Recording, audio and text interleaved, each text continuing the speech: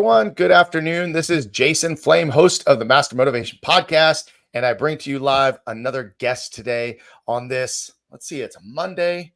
It's August 28th. It's a great day. Good start to the week. So here we go. In 2002, Conell Loveless enrolled at the Southfield Martial Arts Institute under Grandmaster Willie Adams. Today, he is the head instructor at Revolution Martial Arts. As a black belt in Isshinryu, Conell has been a notable fighter on the Michigan and national sport karate scene. In 2013, Conell founded Team Revolution.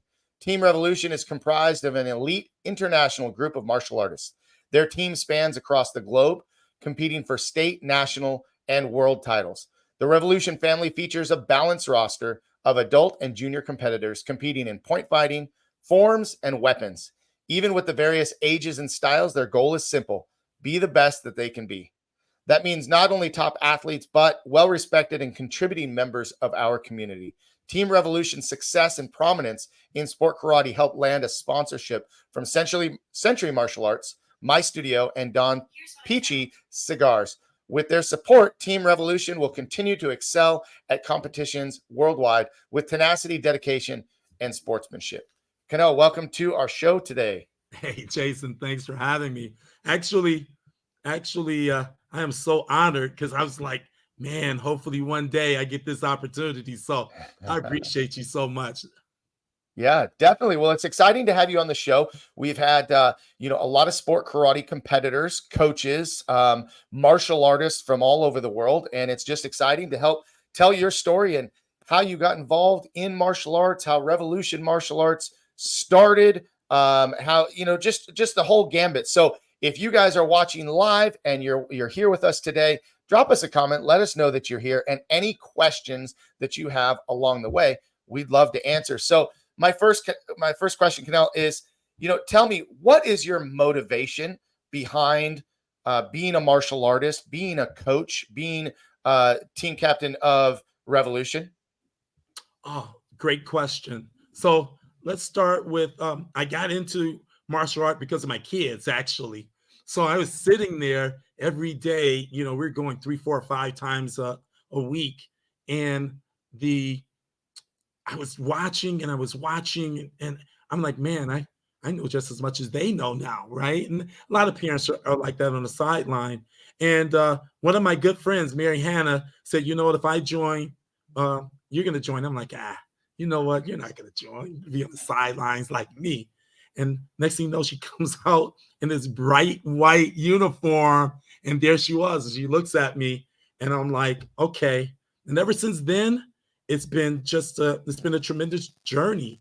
And I was at one point, I was looking to try to be an NBA agent. And I was actually studying the collective bargaining agreement. And it's funny because I've just found a copy of the bargaining agreement that I was studying. I still have a copy of it. And my instructor said, hey, we have the kid. He's a little out of control. Conell, can you take him in the back and just work with him so he's not running around? And again, I'm studying and I get this call that says, hey, Conell, you know what? You've given us everything we needed. All we need you to do is come in and pay this fee and you'll be an agent. And I'm like, are you kidding me? I'm excited, but at the same time, something wasn't right. And I continued to help this little kid. And then in the moment I knew my life went down another path, my instructor comes in the back. It's probably been about 5 weeks of me helping him. And the kid runs up to my instructor, Master Adams, and says, you know what? Mr. Loveless is the greatest teacher in the world. And that was it. I was done. My whole life took another path. And I just feel like, besides just teaching, and having Team Revolution, it's just, I think I was put here just to make a difference.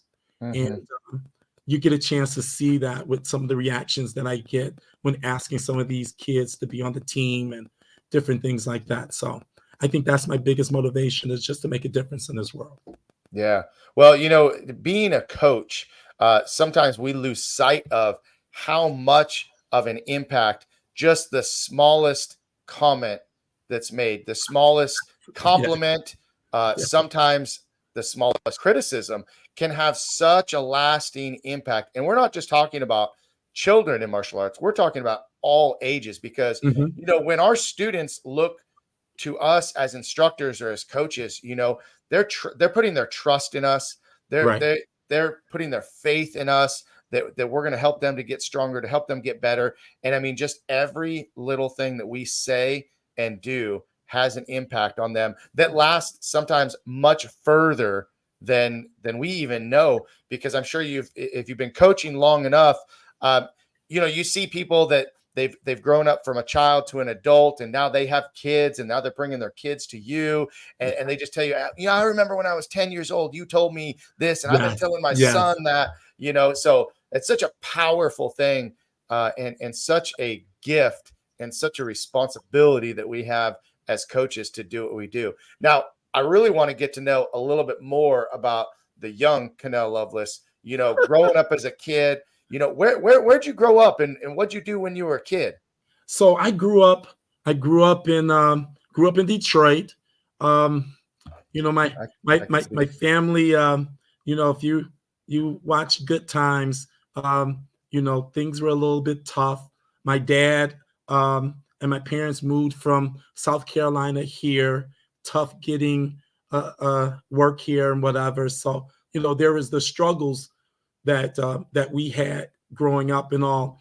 But one of the greatest teachers that I ever had was my mom, and how positive she was, and how she instilled things in me, even now, that I carry on and I hand over to my kids, and I push forward to my students and all.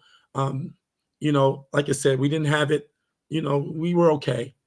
It was tough at times and all, but um, I think for me growing up, having my mom and dad there, a lot of people aren't as fortunate as I am, and using them as role models. Knowing my dad got up at 5 a.m. to go to work every day to make sure we had some sort of food on the table, and my mom keeping us together, making sure our household was taken care of, and instilling a lot of life lessons that what I live by even now. So Mhm.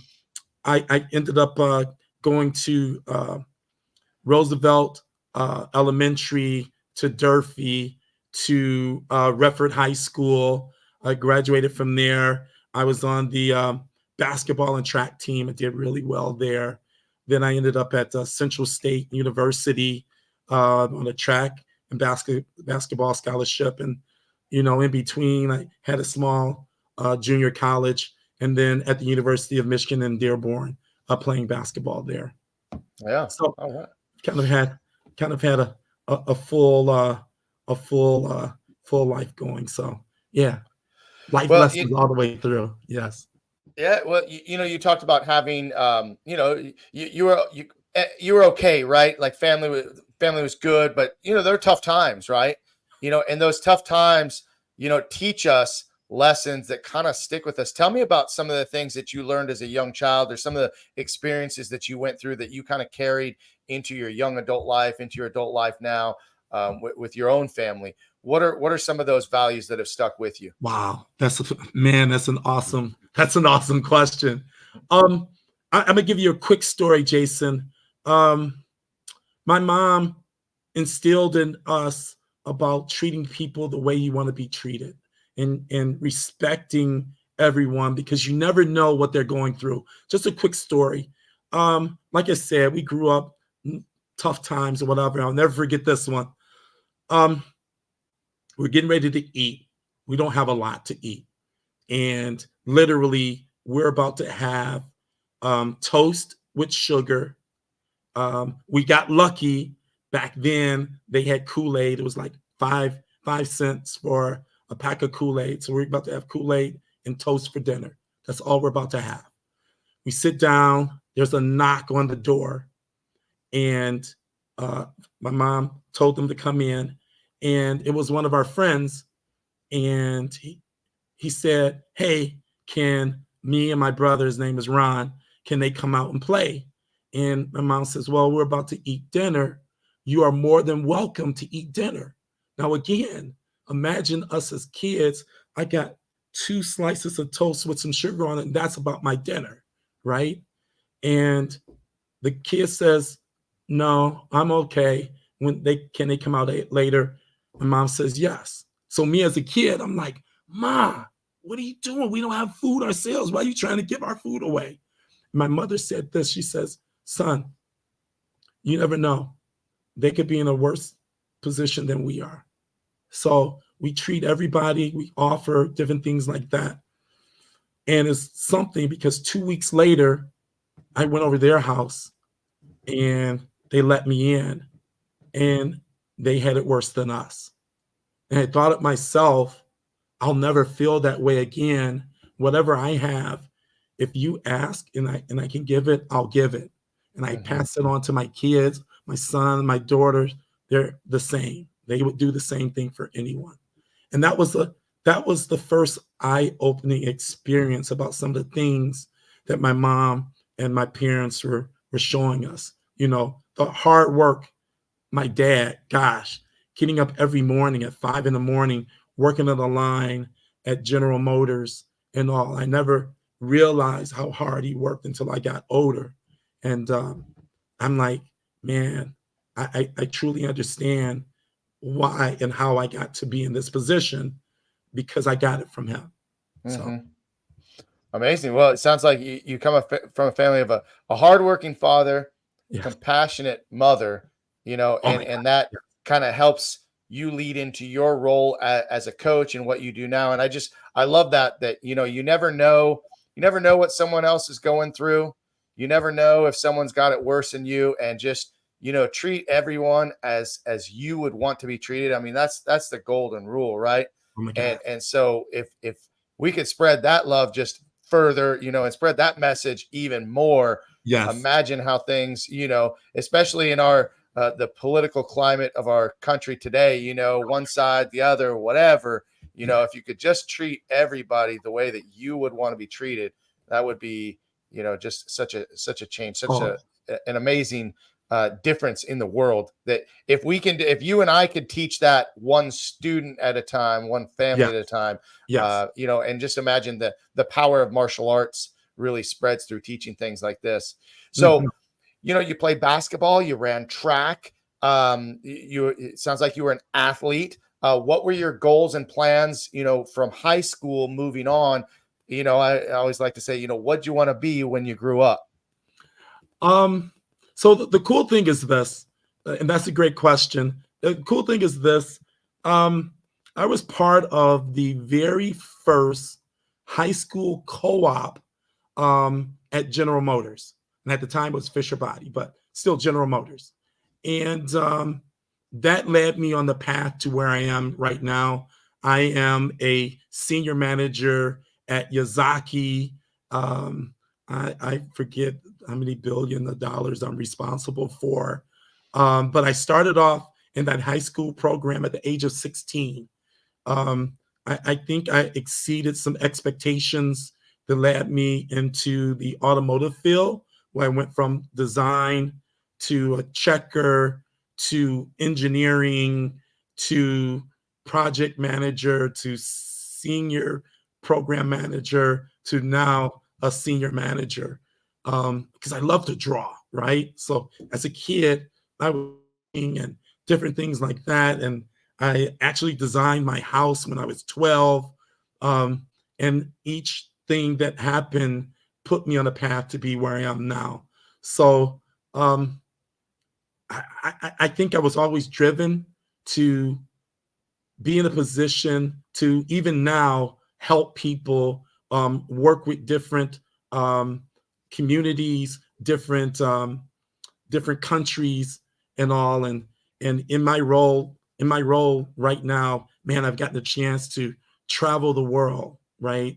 And meet those cultures and understand and work as a team and work in one direction. The same thing as my team Revolution, right? It's one thing to have a team and to coach, and you're coaching individual people, bringing them together and being a cohesive group and move beyond just the kicking and punching, where everybody feels like everyone has their back. Everyone feels like they're a family. And if one win, we all win. That's the same way that I manage the people that report to me. It's the same way that I work with our cross-functional teams at my job, that, hey, you know what? No man is on an island by themselves. So that's just, again, that starts with my folks. It starts with how I interact with people and how the people that are involved with me feel the same way. Mm-hmm. I have to ask. I mean, you have a pretty sounds like a busy or responsible career, right? For what you do. But then, how do you balance the time between this full-time, what sounds like, a very busy career Mhm. and everything, because there's a lot of travel involved in what you do with Team Mhm. Revolution, going to the tournaments and, all the different things that you guys are involved in. How do you balance that time between the two? You make time for the things that you love. That's literally what it is. I make time. I have a loving wife who understands, and we can get into that in a second. But it's, you make time for the things you love. And I can tell you, at one point, my school was not doing well, and the average person would have probably closed their school. And I went to my wife, and I said, Sophia, what do you think? She says, if we were just normal business, yeah, you know what, I would have, but I see what you're doing. I see the effect that you're having. I see the kids and how they react to you and how hard they try. And some of them, you know what? You're the sunshine in their lives, right? And because of that, you know what, we'll keep going. And Mhm. so I make time, she makes time, and it works. It Yeah. works. So you're balancing a full-time career, a martial arts school, and a team all at once. Yes, yes. And a couple dogs. I got a couple dogs. And but yes, I do. But again, man, Jason, you know what? You said something at the very beginning. And if anybody gets anything out of this, you know what? What we do as martial artists, if you have the right mentality, if you tell and help and teach people to understand that what we do, this life is a journey. It's a marathon instead of a sprint, right? That, Mhm. you know what, you change the way you think about things, right? Your goals aren't instant goals. These are goals that, hey, if I want to be this is what I need to do. I need to work hard. I need to train. It's not going to happen overnight. I'm not going to hit the lottery and be a millionaire, but you know what, I'm going to work hard, I'm going to invest, I'm going to do, and then I'm going to start seeing the success. I always talk to our team about, a lot of you guys think your scores make who you are, and they don't define who you are. You're defined by your hard work, your effort, and all of those other things that define who you are. Winning, success is just a part of that, right? And it's the same thing at my job. Man, I got to put in all the effort up front, working with my cross-functional teams and having meetings and calls and different things like that to make sure that the programs that we're working on are successful. It's all the things behind the scenes that a lot of people don't see. It's the same thing with my 9 to 5 job, and the same thing with my martial arts school, and the same thing with our team. The work that you have to do behind the scenes gets you to the place that in your journey. Yeah. Awesome. Let's talk about you mentioned, if I remember correctly, that you started martial arts from being on the sidelines. Is that right? Were you just Yes. kind of one of the dads watching class? Yes. Okay. Yes. And so one of your children was involved in martial arts before you? My son and daughter. All My right. son and daughter. Yes. And how old were they when they started martial arts? Uh, my son was 3, and I believe my daughter was 7. Okay. And Yeah, how long did it take you to get off the sidelines and start getting involved? year.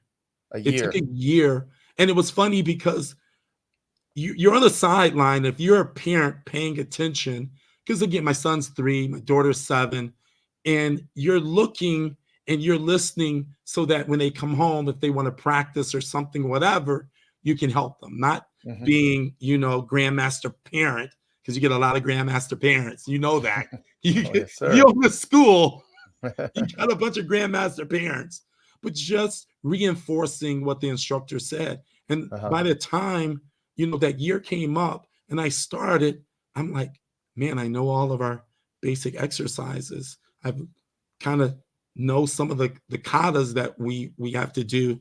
And when I jumped in, it kind of went pretty well for me. So, Hmm. Do you wish you would have started sooner? oh, absolutely. Yeah. Oh, And absolutely. and so you got and listen, this is streaming live in my own school's Facebook group right now. So Right. parents, if you're listening and you've been watching classes for a year, it's okay to get started now.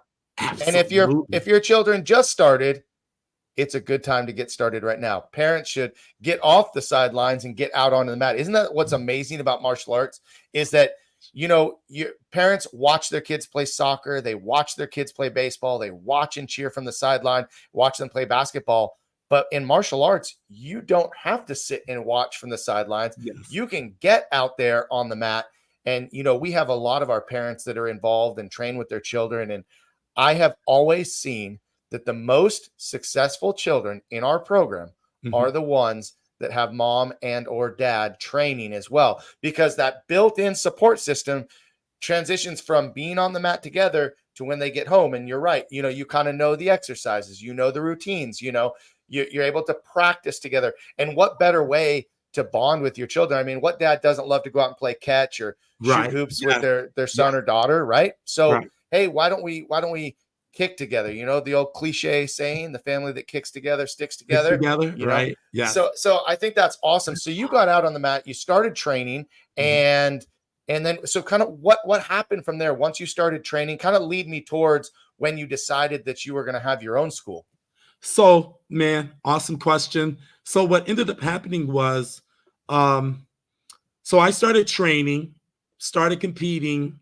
I'm an underbelly. I'm starting to compete, and my son and daughter are competing, and they're murdering it. So at one point, all 3 of us are competing, and we started getting a lot of every time we got through competing, bringing our trophies and everything else. And what ended up happening is other kids in the school wanted to compete and they started going out on their own and they weren't doing well. And I saw a need within my instructor's school to start a team and start some extra training. And at the same time, I was coming so much, my instructor offered me to be his program director. Now, that didn't set too well with some of the people that had been with him so long. However, you know what? I had a unique perspective because I'm there all the time. I was competing and everything else. So I ended up becoming his program director. Now, that gave me an insight to how to run a school. So now I'm a green belt, just turning into a brown belt, and I'm help running the school. I'm running his team, his karate team, and again, I'm still training, and we're being extremely successful. And that went well for a few years, and then it got to a point where he wanted to move away from having a team. And that left a void for me, being that my son and daughter were competing and all these others were competing. And I got a taste of competition. And it took me a few weeks to make a decision. And one of the parents decided to look, and I found they found a place for me at a gymnastics school. Greatest thing ever happened to me. And from there, spoke with my instructor, who is still my instructor, left on good terms. Matter of fact, when I did decide, he gave me his blessing. He came over, he helped me with the school and everything. And from there, I ended up coming up with Revolution Championship Martial Arts. And again, it goes to what I talked to you about making a difference. I saw something that I wanted to change, that I wanted us to be different. And that's how the name Revolution came up. That, man, I want this to be a revolution. I want this to be a big change. And I think I've helped some. I think I've helped certain teams look at the way they were doing things, and some of them are following, our formula and all. And here we are now, 10 years later. Wow. Great story. Great way to kind of lead us into the next segment. But I want to thank Annalise and Christy for dropping some comments. These might be students or family of yours. So thank you guys for watching. Again, if you have any questions for Conell as we're continuing our conversation, please feel free to drop those questions as well. So you moved from your instructor school, which, Isshinryu is a very traditional Okinawan karate, correct? Correct. Yes. And so you built a competition team, which seems like that was, kind of a little bit above and beyond what the school was doing at that time. And now you've decided to kind of branch away and do your own thing with the blessing of your instructor. When you branch away, did you keep those traditional roots? Did you continue to teach Isshinryu, or did you start to transition into kind of a blended system and focus more on the tournament competition? No, I got to keep my roots. I kept my roots. I had to. It was the start. But the great thing is this, Jason, and that's an awesome question. And I'll tell you why that's an awesome question, because there is this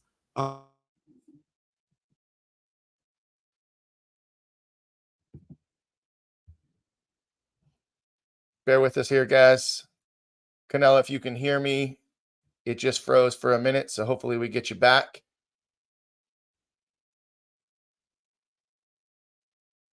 Conell, if you can hear me, try to maybe refresh your browser. I'm losing you just a little bit. Hang tight, guys. This is live. It happens. By the way, if anybody is watching still, if you're still watching live and you have any questions, please drop those questions in there so that when Conell comes back, I will be able to ask him those questions.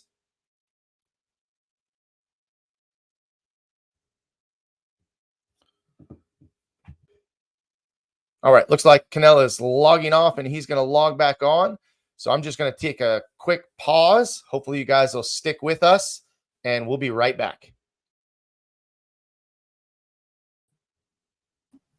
Hey, a little technical difficulty. Hey, you know what? It's all right. It's all right. We work through this all the time. Are you back? It's okay. All right.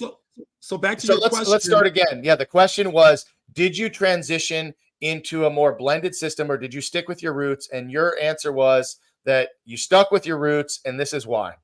And I stuck with my roots because of the fact that, with my background in Isshinryu, it's solid.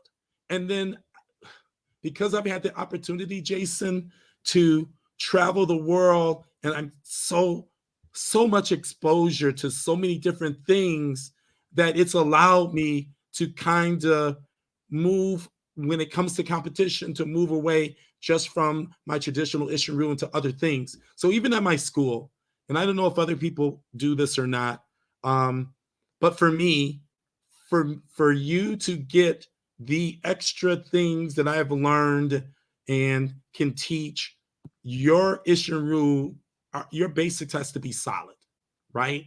You've got to have a solid foundation. It's just like Michael Jordan, who has one of the greatest fadeaway jump shots, could never have a great fadeaway unless he had a good, solid foundation of a jump shot. It's the same thing with our martial art. You know what? If I tell people we kill people with stances, right? And even though in the Japanese system, a lot of our stances are the same, you know what? As long as we've got that great foundation, we can work with it, right? So for me, yes, in my school, you've got to be very solid for me to even give you those extra things. And then from there, you know what? Sky's the limit. Right. So you kept the basic roots, kept with the Isshinryu, but also have the extra element of the extreme training, the point fighting, and tournament, competition. And I love that, that's reserved for those students, right? It's not an automatic. You got to earn your way onto the team, and you got to be able to represent the team. And so tell me, was Team Revolution, was that created or started when you left your instructor school, or when you were at your instructor school, or did that come later when it was formally formed? No, when I started my school, I started Team Revolution, but it was just my school team. Mm-hmm. And if you got time, let me give you this great story real quick. Yeah. So one of the things that I said that made a difference, and I noticed it with my son and daughter, we would go to these tournaments, out of state. And in those tournaments, a lot of times we were just by ourselves, right? And, here I am, a dad up against an entire, tournament, or against a ton of schools. I'm the only person clapping. And so one of the things that I said going forward for our teams, I don't want anybody to feel that way. And so I said, if somebody is competing as my school team, you got to be at their mat. Everybody's clapping. And that became a big us. And so what ended up happening was we were at a tournament in Ohio, Five Knuckle Bullet had their tournament, and we're there. And I knew a few people there, and these two junior world champions came up to me and they said, Mr. Loveless, how come you never asked us to be on your team? And first of all, they're world champions. Even though they're juniors, they're world champions. And I said, why would you be on our team? You guys are doing all these big things. And they said, we love what you're doing. Like, we go to tournaments and nobody's clapping for us. And here you are all together and you guys are clapping. And I actually invited them on the team. And that became the premise for Team Revolution. If you were to see the makeup of our team, it's made up of a lot of people that weren't on teams, that were by themselves, that needed to be part of something. Mm-hmm. And so that's, again, been our mantra. First, I don't pick up people. If you're on another team, I don't pick up people from another team. And if they're by themselves and they fit the profile and I vetted them, there's no tryout to be on the team. First of all, I don't do that. There's no tryout. You know what? I vet you. I've looked, I've seen, especially if they're juniors. Man, character is everything. So it's not just being talented, but their parents too.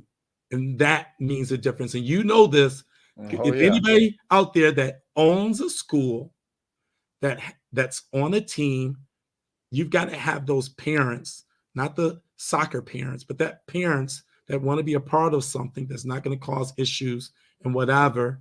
And it just works. It works for us. And again, you have those parents that are out there. And I'm not going to say anything negative. I'll call them enthusiastic. You got those enthusiastic, overly enthusiastic, right? That want to, that just make it difficult for us. But that goes back to, at the very beginning, you never know who's watching, and that's so important. Mm-hmm. Yeah, the parents can really make or break the whole team, because you can have parents that don't necessarily understand that team concept and cheering for everybody, because it's real easy. I mean, every parent thinks that their child probably thinks their child is the best on the team. Yes. And they need the most attention, and but there's something to be said. And I think that it takes a good leader, an experienced leader, someone that can build the culture within a team where everybody understands that, hey, we're in this together. We're here cheering for each other, win or lose. We're here to support each other. We're here to push each other. We're here to help each other and elevate each other versus trying to push someone off the top so that you could take that top spot. It's like you could just reach down and grab somebody and pull them up to the next spot is the way that I like to see my team work. Is we can all help each other get to that next level. So you started incorporating some kids, you said juniors, that didn't really have a team. I remember when I went to tournaments, in my early years, our school was not a very competitive school. There was very few people that did go to tournaments, and I was one of those kids that had to kind of like jump in with some of the other teams just to have kind of a unit to be with. So I totally know that feeling. And I remember, wanting to make sure that when my students went to tournaments, that they felt like they had that support, they had that coaching, they had that reinforcement, not only from me, but from the other parents and from the other instructors, in our school. So you started pulling some kids onto your team. Did you start to develop relationships with other schools and school owners to kind of develop this team and take the team to the next level? Oh, absolutely. And it's real. It's something that's another good one, Jason. I got to call out one of my friends. I call him my friend. He's been with me, gosh, since the beginning, even before Team Revolution, when I was at my sensei school. And, there was this perception that, man, I could, there's people with more knowledge than I. And I'll never forget asking my instructor, can I go take the team over to Richard Plowden's? And, everybody, hopefully most of you guys out there know who Richard Plowden is. And I took the students, he gave me the blessing, and they're his students. Let me jump back. And we go over to Richard's school. I think it was a Saturday or Sunday, whatever the day was. And he's teaching them. I told them, listen, I'm going to sit on the sideline. I'm going to watch. And he's teaching them, and he would say something, and all of the students will look over at me. And then he goes and he teaches some more. They all look at me. So the third time it happened, Rich says, why do you keep looking at Mr. Loveless? And they said, oh, because he says the same thing. And what he said was, you know what? I'm going to tell you guys this. There might be different ways to say something, but we're all probably saying the same thing. And that was a valuable lesson for me, because at the time, I was still new to, the tournament circuit and everything else, the NASCAR circuit and everything else. But when he said that, it opened my mind to a lot of things. And I listened to him, and he probably to this day doesn't understand how much I stood in the back and listened and watched and learned and asked questions and called him. And we actually talked a couple of days ago and whatever. So from there, what that opened the door to saying, you know what, hey, I'll call this person, or I'll sit next to this person at a tournament, and I would listen and different things like that. And it just helped my exposure to the sport karate world. And so, to this day, I'll never turn down any advice or any additional help or whatever, because again, if you're a good instructor, sometimes you say, I don't know it all. And that's fine for me. And I'll tell my students, if I got to a point where I don't know, we'll go someplace else. One of my top students, her name is Kaylin Kowalski. Kaylin came from Kung Fu. I was exposed to it. I had enough that I could help her. And then we got to a point where I'm like, hey, Kay, I'm going to tell you, I can't take you any further. Right? That's a hard one to tell someone, but that's the truth. We traveled 2.5 hours to meet with an instructor who trained in China, who next thing you know, she helped. We went to my friend, and he is a friend. His name is Singao. If any of you guys know of Singao, he's a global entity, and we traveled to train. Now Singao is on my team.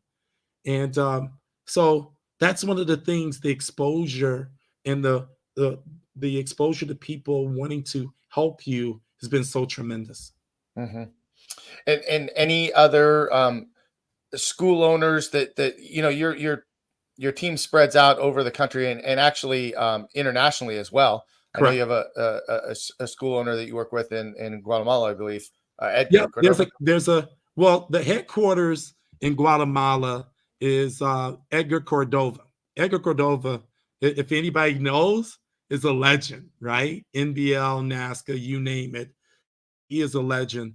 He's one of the coaches, and if we had a headquarter of Team Revolution, it starts with Edgar down there. I think right now, and I've got to check. I think we're in 7 or 9 countries right now, um, and that helps. That helps our international appeal and all.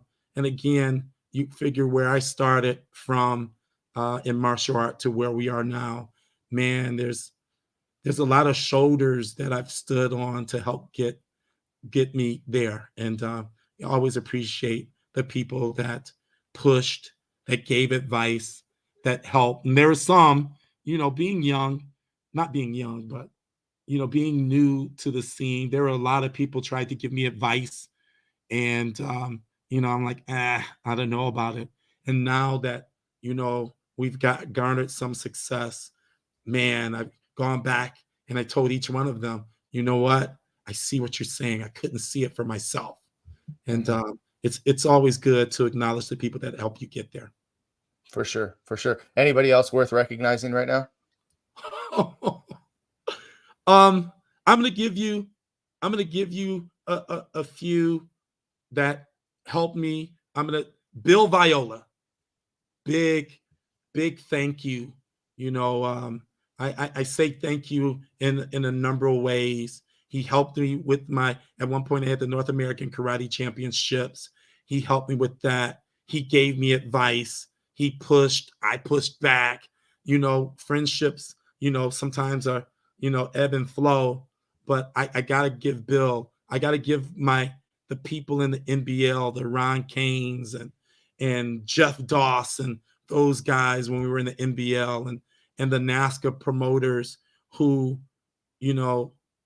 when we first started, some of the NASCAR promoters treated me like I was a Team Paul Mitchell when we were just on the come up. They never looked down on me or whatever. And even to this day, you know what? We still have that type of relationship and all.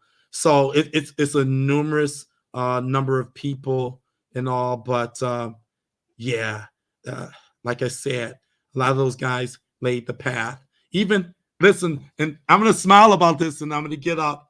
Even the boy Slidell, there are a lot of things that he did that, what, pushed me into this direction because I was an NBL tournament, and he laid the foundation for the success that I had there in the NBL and all. And I learned a lot, and then I stepped away. But like I said, part of our success came from being part of the NBL, and you know what? You got to recognize him too.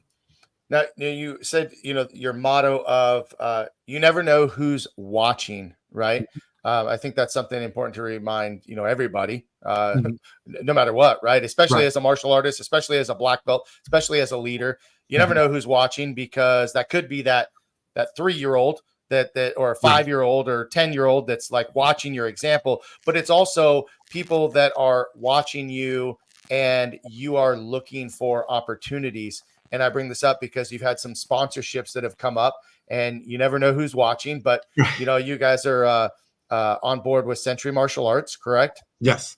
And you have a couple other sponsors that you guys have picked up recently. So just like if you're a studio owner and all, and you've got software that you use, our sponsor is My Studio, and I got to shout out to them, and Century and Don Pecci cigars, because man, there are so many other opportunities out there for them to put their faith in, and push for you to be successful, that they gave us this opportunity. There were so many other sponsors that we had previously. Shout out to All Star Gear, ASG, and Jason Chen. He was sponsoring some of the top fighters and teams out there. And there was little old, Team Revolution, hadn't made a name yet, and he believed in us. There was another Flip Your Lid gear was another one. Quan, even before we got Century, our first apparel sponsor was Quan. And then we went to Bold Look, and then after that we went a little bit without, and then we had this big breakthrough with Century. One of the greatest things, though, having these sponsors is the fact that our reach is a little bit different. Being in 7 or 9 countries, and when we post, our post goes a little bit farther than others, right? Our reach is a little bit further than others. And I say that because I'm going to segue into this real quick. Last year, it goes back to you never know who's watching. Last year, we were at the Martial Arts Super Show. And this guy comes up, and he has an accent, a European accent.